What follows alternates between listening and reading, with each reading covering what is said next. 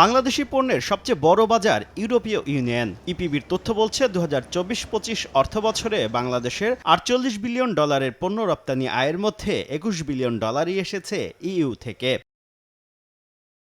প্রায় ২০ বছর ধরে আলোচনার পর গত সপ্তাহে ইউরোপীয় ইউনিয়নের সঙ্গে মুক্ত বাণিজ্য চুক্তি করেছে ভারত। এই চুক্তির ফলে তৈরি পোশাক, চামড়াজাত পণ্য ও হিমায়িত মাছ সহ ভারতীয় ৯০% পণ্য শুল্কমুক্ত সুবিধা পাবে।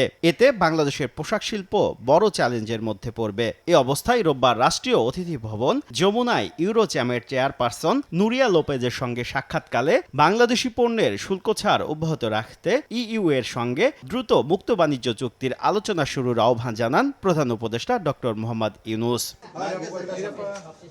এদিকে সচিবালয়ে বাণিজ্য সচিব জানান, শুল্ক সুবিধা পায় এমন সব দেশের সঙ্গে মুক্ত বাণিজ্য চুক্তির প্রস্তাব দিয়েছে বাংলাদেশ। তার মধ্যে ইউরোপীয় ইউনিয়নও রয়েছে। ইউরোপিয়ান ইউনিয়নের কাছে আমরা এফটি এর জন্য প্রস্তাব পাঠিয়েছি এবং অন্যান্য যে সমস্ত মার্কেটে আমরা এখন শুল্কমুক্ত প্রবেশাধিকার পাই সবগুলোর কাছে আমাদের প্রস্তাব প্রেরণ করা হয়েছে। এ সময় শুল্ক ইস্যুতে যুক্তরাষ্ট্রের সঙ্গে চুক্তির চূড়ান্ত দিনক্ষণ জানান বাণিজ্য সচিব।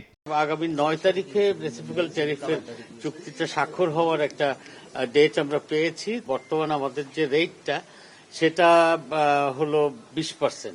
আমরা আশা করছি যে হয়তো কিছু কমতেও পারে। মার্কিন কোম্পানি বোয়িং থেকে শুধু যাত্রীবাহী উড়োজাহাজই কেনা হচ্ছে, কোনো যুদ্ধ বিমান নয় বলে জানান মাহবুবুর রহমান। শুভ খান, সময় সংবাদ, ঢাকা।